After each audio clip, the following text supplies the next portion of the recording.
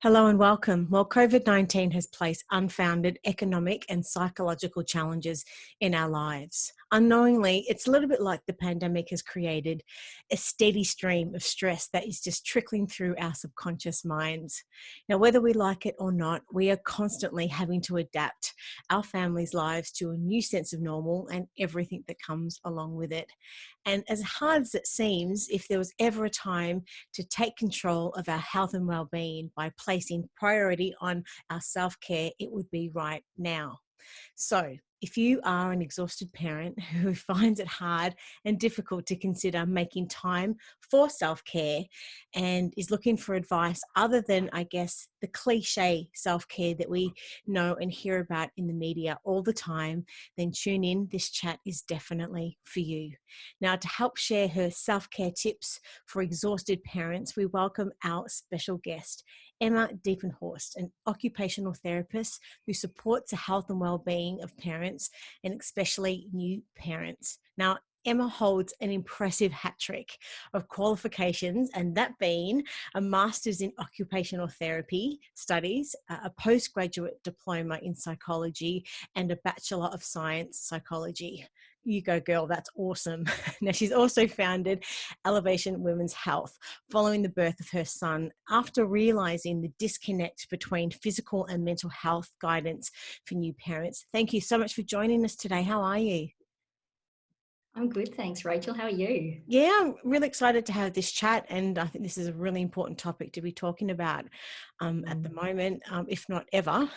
As Yeah. always, and we are living through an incredibly challenging time at the moment. And it's common that when people are stressed and overwhelmed, the last thing that's on their minds is planning out a self-care regime for themselves, especially parents with young children. So I'd just love to know what's your opinion on this. Yeah. I think it's often, I agree, we put ourselves last, and it can often be because we think that self-care is this, an afternoon at the day spa or, things that require big blocks of time or investment in money.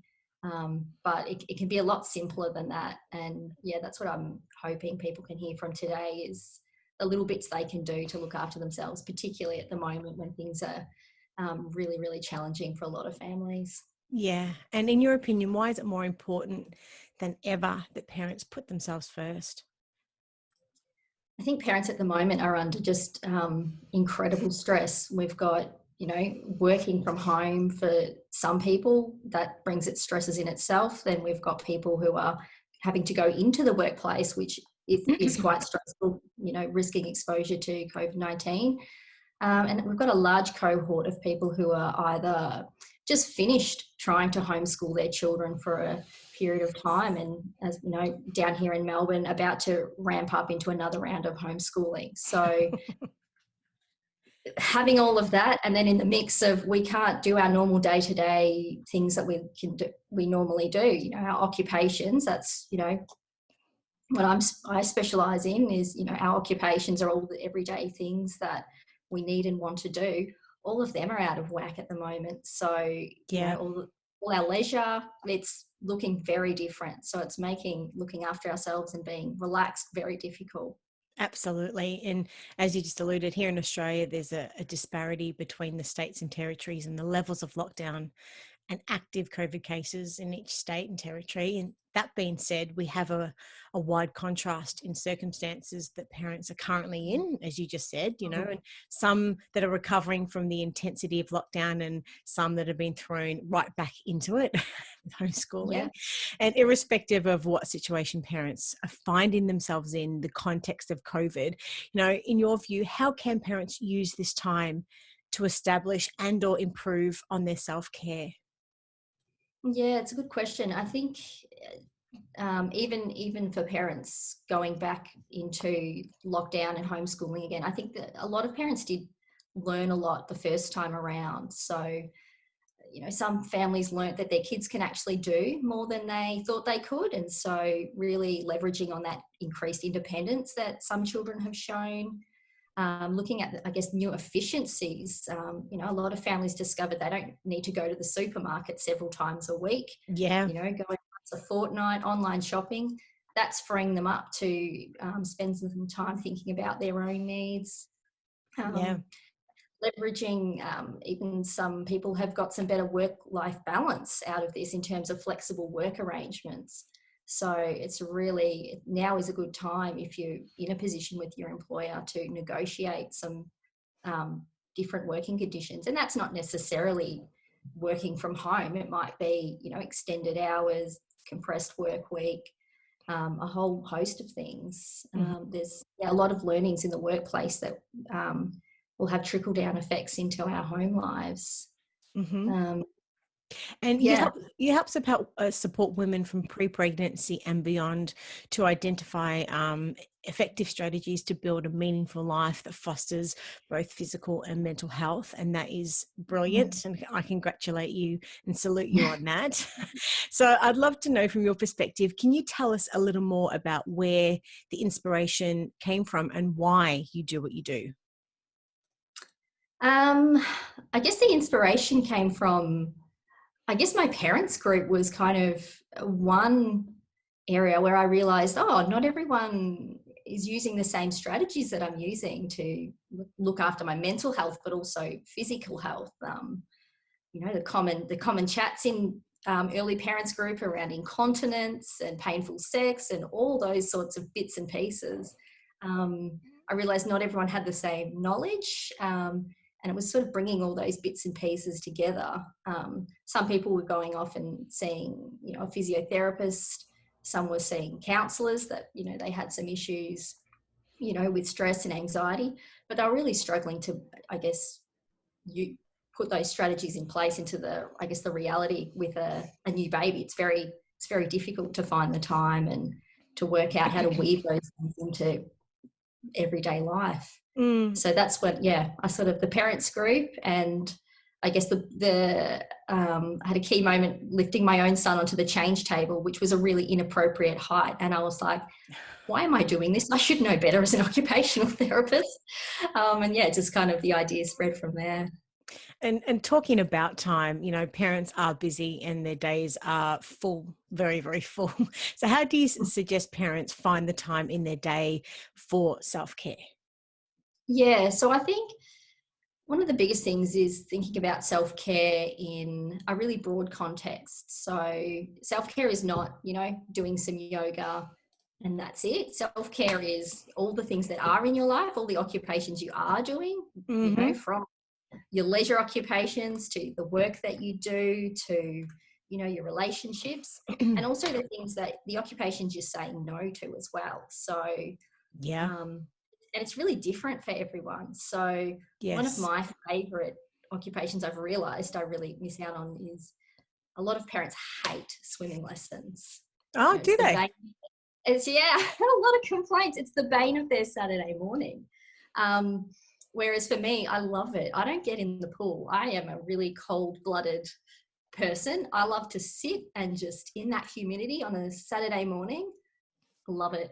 That is, a meaningful occupation for me, but for other people, it's not. So it's about thinking about what you do love, what you don't love. And I think out of this, a lot of parents are going to realize there's some extracurricular things they were doing that were spending their time doing that they don't necessarily need to do anymore, and or zapping the kids energy. weren't actually getting any great benefit out of it, and it was costing the parents a lot of time and money. So hopefully there's a lot of reflection on that.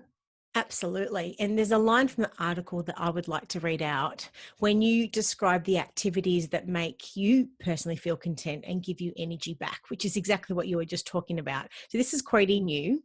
These moments are like little bursts of relaxation dispersed throughout my day. Small bursts of activity that meet your sensory needs are a really underutilized form of self-care. So can you please expand on this? So this is what you're saying, that self-care doesn't necessarily have to be something that you schedule out in your day. It can be, but it's more about finding how you live your life. Usually, and I guess through the changes that we have now with COVID, if we are in lockdown, but finding moments in your day that you love doing what you're doing and having that and absorbing that energy to help fill your cup. Is that what it is? Yeah, and it's about a lot about thinking about the impact that your own environment has on you. So as Okay. OTs, we look at the doing and also the context that that's occurring. So I think a lot of us are realizing with that increased time in our house is what's working for us and what's not. So I Mm-hmm. guess personally in our household, our evenings, I would say the environment is very zen because, it's to do with the lighting, Yes, I think the lighting's a big thing. We've been lighting a lot of candles actually at the moment also, and that's we helping don't have a us. TV, so it's not that noise that I find, like me and my husband find irritating, but that's Yeah. very different for other people. So for other people to feel relaxed, they might actually need the television going and the lights bright. So it's about thinking about what you're doing, but what your environment is like as well, and whether you need to, change elements of that, whether it's, lighting, smell, all the five senses, the noise, Yeah. movement. Mm. Yeah, as I was saying before, but yeah, we at the end of the day, as I'm making dinner, even have like candles sort of around the house, and then ensure that when we are watching TV later at night, that the lights are down, and then do not turn the lights all back on before you go back to bed, type of thing. Mm. Knowing that Yeah. it does actually help you fall asleep a lot faster. So it's about looking at our day, what we already doing in our day, and about sort of Mm. bringing that into as part of our self-care regime. It's not about going, oh, I book in for a massage once a week or whatever it is. Is that Mm. right? Yeah, that's right, because that's not attainable for most people. Um, Correct. Yeah. like it Yeah. might feel good when you do eventually get there, if you get there, but it's about having the everyday so you can keep going, Yeah. through all the really difficult times, and you've just got your little recipe for what helps you feel good and what keeps you relaxed and sane. Nice. Okay, well, talking about the article, we published your article titled Self Care Tips for Exhausted Parents Post Lockdown. Now, for someone who hasn't yet read the article, can you please tell us what it's about and what inspired you to write it? Um, what it's about, I guess it's about taking that really broad view of self-care, and looking at the different approach that we all need to take. Self-care is different from you to me to other people, and but there are some commonalities that we need to think about with our self-care. So sleep is one of the biggest things that we all need to do, and I think it's one of those things that a lot of people do quite poorly, that they don't realize that they're having poor sleep necessarily. So yeah, the basics of sleeping, eating well, movement is a really big one. I think people can get stuck with self-care of thinking about, oh, I must, good self-care is going for a run or Mm-hmm. going to the gym, where it's really, if you think about movement, think about what makes you feel good and not that focus on, what might make you look good, I think is really important thing to keep in mind. Yeah. Um, And the article really outlines where the energy zappers are in our lives and the things that can make us tired, I guess, without even knowing it, as you were just saying. And then outlines how we can find the things that really top up our energy. And it's also about the fundamentals of good sleep practices, as you were just saying, exercise, diet, and social life. Now, also about the apprehension about lifting of COVID restrictions for some mm, families. So, can you tell us a little bit more about this then? yeah, I think it really became obvious with I guess the circles I move in. I was seeing a lot of parents that, restrictions were lifted. All of a sudden you were allowed people in your home, and there were these people with precious little newborns that were Mm, becoming very concerned that, friends and family wanting to just come on round when, they were rightly so really anxious about having people in their home and being near themselves and their baby. But I think it goes beyond that group. There's a lot of people for, it was a really big deal for them to go into lockdown. That was a really big adjustment. And then coming out is a big adjustment too. So getting yes. used to being around people again for some people has been a real challenge. And it's really Um, about it's like normalizing fear you mentioned in the article, and, mm, and around re-engaging with the community pre-COVID life. But it's not pre-COVID life, because COVID now is in our lives and it's not going away because we don't necessarily have a vaccine. So, I mean, yeah. it is. very different to pre-COVID life, don't you think? There is no going back to normal. It's this new sense of normal, don't you think? It is, it's definitely, and it's about, I guess, giving yourself permission to not feel okay with things at times. Like, it's Yes, about reflecting on your own needs and what you need to do. Restrictions might be lifting, but that doesn't mean you have to change what you're absolutely. doing. That's it. Obviously, I'd always advocate to follow the restrictions, but I think it's great for people to be more cautious than them if vision for them. Yeah. And as an occupational therapist, you use strategies beyond the stock standard: do yoga, meditate, or get a massage that are unattainable for many parents, as you mentioned. So, how is your view of self care different to the advice that we often see? I think it's about looking at, not your cliche self-care occupations. It's about really analysing with a person what occupations are actually filling their cup, what occupations aren't and are actually detracting, and what they need to actually get rid of out of their life. And I guess looking at that in context of, the 168 hours of a week that we've got. I think Hmm. it's very common to look at, when we talk about work-life balance, it's often examined in the space of 24 hours, but that's not a very helpful paradigm to look at those sorts of things. I think if you look across the space of a week, which is 168 hours, then assessing as to, if you've got enough occupations that make you feel good, and how you're, I guess, weaving them throughout your week. Hmm. And let's face it, I guess not everyone really is into massages or facials. And the media Mm, does really have a cliche and a standard portrayal of what is a self-care lifestyle and what it does actually look like. yeah. And this may not suit everyone's preferences also. So Mm, is there any self-care advice that you can apply to everyone, and or is this a one size fits all approach? What are your yeah. thoughts? Yeah, self-care is definitely not a one size fits all. It's about thinking about your own specific needs and your lifestyle and the demands on your time. So thinking about your sensory preferences, what your interests are, what your finances are, all of those sorts of things will make what works for you very different to what works for me. There is, I guess, there's definitely the commonalities that we all need to think about when um, making sure we are looking after ourselves. So that is, the boring but very important, sleeping well. And I guess if I have one bit of advice for everyone, it is to get those screens out of the bedroom. They are terrible for sleep. It's not just the blue light that tricks your brain to thinking that it's daytime. It's also at a cognitive level. Your brain is not switching off. It knows the phone's there. So that is having a really big impact on a lot of people's sleep. So if there's one thing people do out of this today, is to get those phones out of the bedroom. Definitely. And what else can parents do to, I guess, to start to develop an effective self-care routine? Like, where do they start otherwise? I think it's really, people think this is really tedious, but it is a really valuable activity, is to actually look at their time use. And that might be, you're actually writing down in a day what you're doing, um, Hmm. looking at the time you're spending doing different things. And I bet the answer will really surprise you. So looking It's at how much time.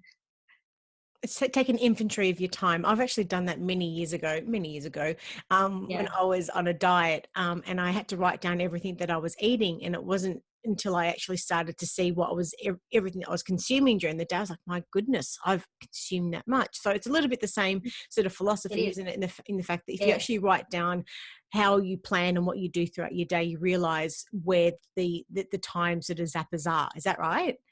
Yeah, it's exactly the same. And that's why, the evidence shows that food diaries really do work. And it's a similar thing with your time diary. We improve at what we measure. So, Yeah. but you need that baseline of what you're actually doing with your time, because a lot of things, like housework, can expand to fill the time we give it. So if we get a handle on how we're spending our time, it makes it easier to look at where you can actually make improvements at, doing the things that you love and that are meaningful for you. And is it also about finding, you know, understanding what it is that actually makes us feel rejuvenated and comforted, and making time as a priority to fit those into our day as well, would you say? Yeah, definitely. That self-understanding is fundamental Yeah. to, yeah, working out what's going to work for you. Get off, get off the Instagram self-care hashtag. That's not going to give you your answer. It really is like that honest reflection with what makes you feel good. And you might have to experiment with different things. Don't be afraid to try things and go, oh, I actually really hate that. And I guess don't feel like you need to be good at things as well. Like it's okay to do things that you're terrible at. I am a terrible bike rider. I look ridiculous when I ride a I bike. bet you don't, but I do. You see me riding along the bay and it looks like it's, first time I've been on a bike in a very long time, but I'm just really unskilled at that. But I really love it. So I just do it anyway. So it's I a guess little that's another thing for people to think it's about that know thyself, when you're really quite honest about, about yourself, and what is your likes, your dislikes, and what you're good at and what you're not good at. It's about sort of adapting those, would you say? Yeah, definitely. Yeah. And as you said at the start of the chat too, COVID has really presented us with a wonderful opportunity to reevaluate what really matters in our lives, and how we want to spend our time in our chosen activities, and the amount of commitments that we are and were cramming into our lives. So in your view, how can parents use their COVID-19 insights to guide positive changes in their lives post-lockdown? I think, yeah, it comes back to that, using that opportunity that they had to get off that crazy merry-go-round, reflecting on what worked well in lockdown, and what they'd like to have more of from lockdown, and what they need to get rid of out of their life. As well. That they realise, that they don't actually need and doesn't bring value to them or their family. Yeah, I think a lot of families are finding that at the moment, and having. I think if anything, COVID's really brought, in a weird way, a different level of simplicity to our lives. Stress along with it, but definitely Yeah. a reintroduction to a more simpler life, and something that our generation really haven't had much until now experience with. Now that being said, can you tell us about more about the concept of occupation and what that means? Yeah, so occupations, we as an OT, occupational therapist, we take a broad view of what occupations are. So commonly occupations are referred to as, paid employment, but we use, I guess, the old school definition of occupations is, all the things we do to fill or occupy our time. So Aha, so different to occupation being a job. Well, of course. yes, that's right. It was a very tough gig working in a hospital and going up to an 80-year-old who thought I was going to make them go back to work. So So the concept of occupation is really about, I guess, looking at what we do throughout our day and sort of analysing that. Is that right? yeah, occupation, yeah, all the things that we need to do, but also want to do, and looking at it across, I guess, our day, but also the lifespan. Our occupations change through different seasons of life. Of course. Yeah. Yeah. And throughout this COVID-19 era as well, I guess this concept is maybe liberating many parents to engage in other and more meaningful occupations, like spending quality time with their family and their own interests, like you just said before as well, and Mm. spending time on the things that give them energy rather than taking the energy away from them. Would you say? Yeah, I think it's been a real mix. We've got, on one hand, we've got what we call occupational deprivation, where we're not actually able to engage in a lot of the occupations we normally would. And a lot of them were the leisure type, going out with friends, having brunch. But then we've also discovered all these new occupations that, the arts and the crafts is certainly going gangbusters at the moment. Try and get some craft supplies from a Melbourne store, and it's a bit of a challenge. It's become such a big thing. But yeah, different occupations with the children. Yeah, there's been a lot of new learnings out of it from COVID. And what is occupational balance? I saw that in your article also. And how do, I guess, occupational therapists use this concept that can actually help sort of benefit parents at this time? Yeah, so I guess it comes back to that, making sure you've got the right mix of occupations in your life. So, um, yeah, looking at it from that broader, week or What, month view. so what does that mean though? What does that mean in the sense that how you're feeling your day and that what you're feeling your day is beneficial for you and your family? Is that right? Yeah, so there's definitely, occupations that we have to engage in. A lot of people don't have the choice of whether they have to work or not. So that might be, 8 or 9 hours of their day that it's a non-negotiable. Yeah. But looking at what those other occupations are that fill the rest of their day, 8 hours of that is normally sleep. So what do you do with the remaining hours? Is that a good balance? Are we spending too much time? Perhaps, scrolling on our phone is a big time suck that I guess it can feel okay in the moment, but afterwards people often feel like they don't feel refreshed from spending time doing that. For Mm-hmm. some they do, but for a lot of people they don't. Is there the right amount of time spent with their children and doing more meaningful things with them, or is it housework that's taking up all of our day? So that helps um, that problem when we always say, well, I don't have any time, I don't have enough time. And it's about really analysing what you do with your time to be able to create more of it, really, would you say? Yeah. Yeah. Well, we've all got the same 168 hours in a week. So it's about looking at that broadly. Some days are horrendous. You might work, um, you know, all day. A I long love this hours backup. and that sort of stuff. Yeah. Yeah. Yeah, that's right. It's about But working smarter, not harder by the sounds of things. yeah, definitely. And taking not an all or nothing approach to looking at that balance. It might be really dodgy one day, but you might have, the Dodgy. remainder of the week Yeah. So, that it's actually fine. so would you say that occupational therapists use the concept of occupational balance to assess the way that people spend their time and consider it how it impacts their health and well-being? So you would apply like Yeah, definitely. It's part of, I guess, what we look at. I guess depending on our clients' goals, occupational balance is generally a big part of that. Um, so what but would you I do guess if somebody does want more time in their day, but they, let's face it, they work full time, they've got a family, they've got a household, they've got 2 kids. I mean, what sort of stuff do you do that any parent watching or listening would be able to instantly apply to their life that's going to help make a difference? I think start with sleep. Yep. Follow my tips on getting a good night's sleep. And then track your time. Just see what you're spending time on. Do you need to just lower your standards for housework, for example? Yep. The house Or doesn't lower have to your be perfect. Yep. now. As Laura Vanderkam says, there's no 11 p.m. home inspection. So just keep a realistic view on that, and also I guess our expectations on our own parenting is a big one. Yeah. Yeah. And just do you think the media and society in general just have set the bar so high about these things that, in our minds, we have, Instagram that is, and all of those things in our life that are showing us that, our houses should be perfect and our children should be perfect. And these things aren't necessarily realistic, are they? No. No, they're definitely not. And I think we're really at a point in time, we've got kind of schools of two camps going on in I guess Instagram and Insta mumming, where we've got, on one hand we've got the crummy mummy where we're glorifying, in some cases really below standard parenting that is unacceptable in some cases.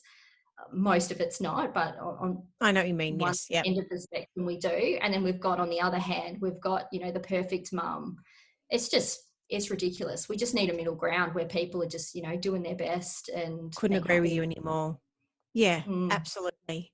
So overall, I guess on what I'm hearing is that you sort of apply a holistic approach across, I guess, everyone's essential occupations that we have in our life, things such as sleep, physical activity, social engagement and leisure. So it's not, I guess, a work-life balance. It's a life with balance, would you say? Yeah, that's right. I think work-life balance really oversimplifies things. There's not just two components to our life. There's multiple components. So we need to look at all of the right parts. Yeah. So we just need to see where our time goes, and guess where there's an opportunity to swap out some occupations for more meaningful ones. Would you say? Yeah, I think that's a really good starting point, and reflecting further on the environment that we're also doing these occupations, maybe tweaking, whether it's lights, whether it's sound, whatever, making sure that's actually serving us as well. Hmm. So we've sort of touched on a lot of important points, and hopefully every parent watching and listening would have key takeaways. But how would you summarize your key messages from the chat today then? I think look at things across the 168 hours. Um, Look at your own expectations. Are they actually other people's expectations of you, or are they your own maybe unrealistic expectations? We can't do absolutely everything all the time. And really honestly reflect on what is self-care for you. It doesn't have to look pretty. It doesn't have to be what other people find valuable. It's about what serves you and your mental health and your body. Wonderful. And if parents have got any other questions for you and or want to reach out to you after watching and listening to this today, whereabouts can they find you? They can find me on Instagram at Elevation Women's Health, or contact me via the website at What www.elevationwomenshealth.com.au. Wonderful. I've loved this chat and look forward to another one, hopefully in the not too distant future. You take care and we'll speak soon. Thanks, Rachel. All Bye. right, bye.